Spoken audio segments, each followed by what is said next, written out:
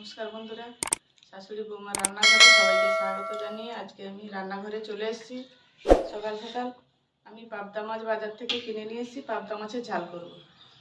তাই আমি এখানে 6টা পাবদা মাছ নিয়েছি। এই দেখুন 6টা পাবদা মাছ নিয়েছি। আর এর সঙ্গে আমি একটু আলু দেবো, আর পেঁয়াজ বাটা, টমেটো পেস্ট আর সর্ষে বাটা দেবো। গ্যাস মাছটাকে হলুদ নুন মাখিয়ে ভালো করে মাখিয়ে নেবো।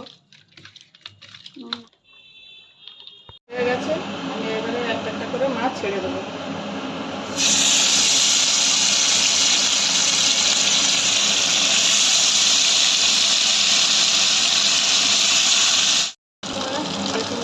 ভাজা হয়ে গেছে মাছটা, আমি তুলে নেবো। হালকা করে ভাজবো, বেশি কড়া করবো না, তাই তুলে নিই।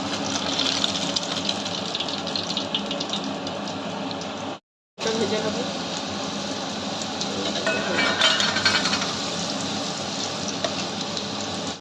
আলু ভাজা হয়ে গেছে, এবার তুলে নেবো।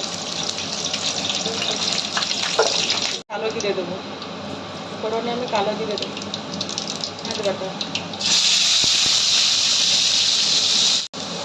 টমেটোটা পেস্ট করে রেখেছি, এবার টমেটোটা দিয়ে দেবো।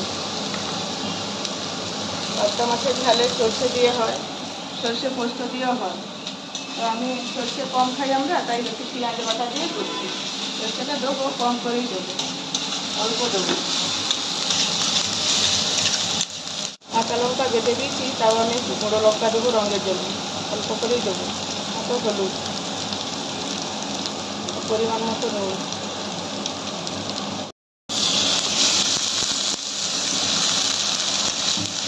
ভালো করে ভেজে নেবো। মশলাতে তেল ছেড়ে গেছে, এবার আমি আলুটা ভেজে রাখা আলুটা দিয়ে দেবো, দিয়ে ভালো করে কষে নেবো। কষানো হয়ে গেছে, এবার সর্ষে বাটাটা দেবো। কাঁচা লঙ্কা সর্ষে বেটে রেখেছি, এটা দিয়ে দেবো।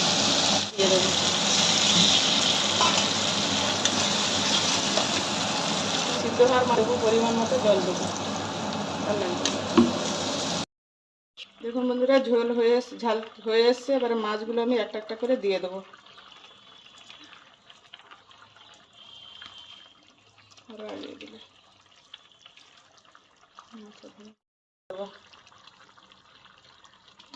সর্ষে তেল একটু দিয়ে তেল দেবো। হয়ে গেছে, এবার আমি নামিয়ে দেবো, ঢেলে নেবো। এবারে ঝোল একদম মাখো মাখো করে করেছি, এগুলো তো বেশি ঝাল ভাল লাগে না। মাছ পুরো উপরে হয়ে গেছে। ভালো লাগলে কমেন্ট করে, সাবস্ক্রাইব করে পাশে থাকলে খুশি হব। বন্ধুরা সাবস্ক্রাইব করে পাশে থাকবেন, আর কেমন হয়েছে জানাবেন।